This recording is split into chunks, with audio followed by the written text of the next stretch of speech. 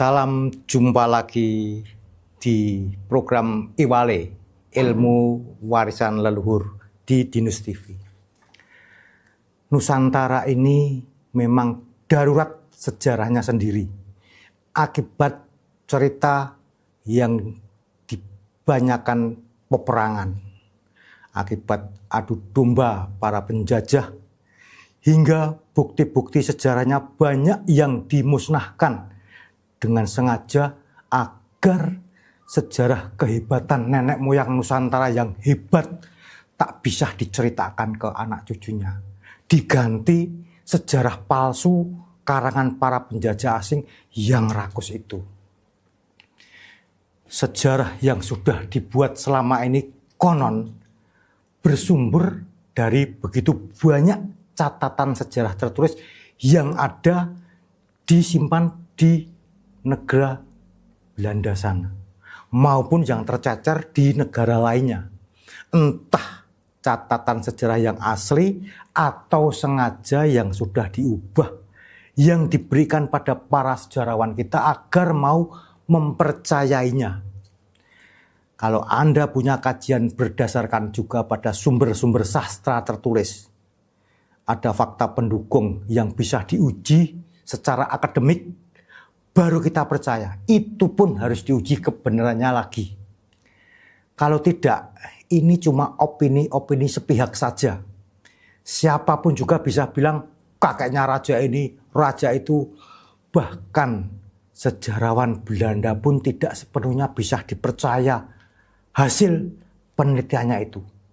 Siapa tahu ada agenda tersembunyi demi mengacau sejarah di Nusantara ini. Raja-raja di tanah Jawa itu orang mulia, dari keturunan para orang-orang mulia, baik akhlak maupun kerohaniannya. Mana ada orang Jawa mau dipimpin seorang perampok atau pencuri dan gak jelas asal-usulnya. Apalagi saat itu, zaman kerajaan, peradaban orang Jawa sudah maju dari segi apapun. Salah satu kisah sejarah yang sengaja diselewengkan yaitu tentang tokoh Ken Arok, atau ada yang menulisnya Ken Angrok. Saya tidak yakin Ken Arok itu orang yang tidak jelas asal-usulnya, bahkan dituduh sebagai pencuri atau penjahat. Anda tahu nama arti Ken? Suami istri bisa sama memakai nama depan Ken. Anda tahu arti maknanya? Nama Ken secara etimologis berasal dari kata ki plus an, kian atau kean. Pada bahasa Jawa kuno, penambahan imbuhan an banyak didapati, seperti pada kata sampean dan panjenengan. Kian kemungkinan besar berarti orang yang banyak ilmunya atau orang yang dituakan, yang terhormat, dan kemudian beserta keturunannya mendapatkan atau menempatkan gelar yang sama pada depan namanya. Kemungkinan besar awalnya ditujukan untuk mereka yang berasal dari kasta ksatria dan kasta brahmana, tapi kemudian berkembang lebih ke keturunan kasta satria karena para brahmana kemudian menggunakan gelar Mpu, MPU. Dalam bahasa Sunda kuno, kian itu masih dipertahankan penulisannya sebagai kian, seperti pada nama Kian Santang atau Sancang. Sementara pada bahasa Jawa, pelafalan dan penulisannya menjadi Ken, seperti pada Ken Dedes, Ken Umang, Ken Arok, dan ibunya Ken Endok. Artinya, Ken Arok itu keturunan orang terhormat. Bapak dan ibunya beliau siapa pastinya jelas. Pernikahan beliau pun dengan Ken Dedes resmi.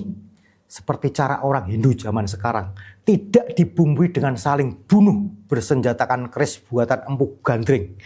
Keris yang tidak jelas keberadaannya hingga saat ini. Selain hanya dongeng demi tujuan untuk merendahkan derajat keturunan orang Jawa yang menjadi penguasa saat itu sebagai seorang pembunuh. Kisah kerajaan Singhasari dengan tokoh Ken Arok sekali lagi tidak seperti yang diceritakan dalam buku-buku sejarah yang beredar di sekolah-sekolah itu. Ceritanya banyak penyelewengan sejarah yang jauh dari kebenaran, jauh dari cerita rakyat yang sebenarnya dan sesuai kenyataan. Kisah Ken Arok versi penjajah selalu dipenuhi dengan perebutan kekuasaan, saling membunuh, berebut tahta, seolah sejarah pergantian raja di Jawa selalu dengan cerita bunuh-membunuh. Begitulah intrik licik kaum asing dalam merendahkan para leluhur Jawa yang cerdas, berbudi pekerti luhur, diubah seolah keturunan orang barbar. Bukti kecil yang sampai sekarang bisa dilihat di daerah Singosari, nama raja-raja terdahulu dipakai untuk nama kampung yang lokasinya saling berdekatan. Artinya, suksesi era Singhasari jauh dari kisah bunuh-membunuh antar raja. Justru sebaliknya berlangsung damai sesuai aturan kerajaan tanpa pertumpahan darah. Jadi jelas, buku sejarah cerita antara Ken Arok dan Ken Dedes telah diubah dengan begitu dramatis. Soal paha yang bersinar, Kores Empu Gandring berikut sumpahnya, sampai tidak ada bukti-buktinya. Semua tidak ada bukti-buktinya. Selain konon katanya demit pemalsu sejarah. Juga asal otak-atik prasasti yang ditemukan kemudian dibuat karangan sesuai pesanan bangsa asing agar sejarah Nusantara penuh pertumpahan darah. Seharusnya pemerintah yang sudah membentuk Kementerian Kebudayaan itu berani tegas menarik buku-buku sejarah yang tidak layak untuk diajarkan generasi muda. Sejarah yang secara tersirat mengajarkan kebencian pada leluhurnya sendiri, mengkerdilkan kecerdasan nenek moyangnya bangsa ini lewat para sejarawan yang rela mengkhianati sejarah sendiri demi bayaran besar. Di kerajaan Singhasari ada patung Dwarapala terbesar di dunia. Kondisinya tertimbun setengah badan, yakni setinggi 3,7 meter dengan lebar 2,25 meter dan ketebalan sebesar 1,98 meter dan beratnya mencapai 7 ton. Kerajaan Tumapel adalah sebuah kerajaan Hindu-Buddha yang terdapat di Jawa Timur antara tahun 1222 hingga 1292 yang didirikan oleh Sri Ranggah Rajasa atau biasa disebut dengan nama Ken Arok. Sejarah kerajaan ini terkait erat dengan sosok Ken Arok 1222 hingga 1227 yang sekaligus merupakan pendiri Wangsa Rajasa. Bukti kemajuan kerajaan Singhasari ada pada gambaran kapal-kapal kerajaan Singhasari di Bandar Kalimas, Surabaya. Menurut naskah Yuansi tahun 1293 Masehi.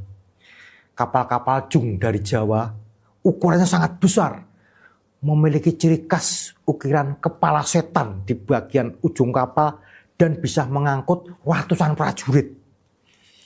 Angkatan Laut Jawa lebih maju daripada Tiongkok pada saat itu. Jung Jawa memiliki panjang lebih dari 69 hingga 80 meter. 226 hingga 262 kaki. Mampu membawa 500 hingga 1000 orang. Kapal ini dibangun dengan beberapa papan tebal yang membuat tembakan artileri tidak mampu merusaknya. Semua bahan berasal dari tanah Jawa semua, tidak ada yang dari luar. Berdasarkan catatan Juvansi 1225 Masehi, Jawa di era Singhasari memiliki 30.000 tentara yang digaji dengan emas. Ini jelas Singhasari kerajaan kaya dan makmur dan bukan dipimpin oleh seorang pencuri, melainkan seorang raja yang adil dan bijaksana serta silsilahnya yang jelas. Namun bukti-bukti tersebut pastinya dimusnahkan dan diganti dengan cerita karangannya sendiri berdasarkan pesanan oknum penjajah. Jadi jelas bahwa Ken Arok adalah raja kerajaan Singasari yang besar dan kaya, maju pada masanya, didampingi permaisurinya Ken Dedes yang oleh pemalsu sejarah diubah sebagai wanita yang diperebutkan Ken Arok gara-gara lihat betisnya bersinar. Itu jelas pelecehan pada leluhur Singasari dan keturunannya. Jadi buang saja sejarah palsu Ken Arok yang melecehkan itu. Tidak ada gunanya dongeng sampah itu bagi pembelajaran generasi muda Nusantara. Demikian sekilas yang bisa saya ceritakan. Nanti kita sambung di episode berikutnya. Rahayu berkah Gusti. Sampai jumpa lagi.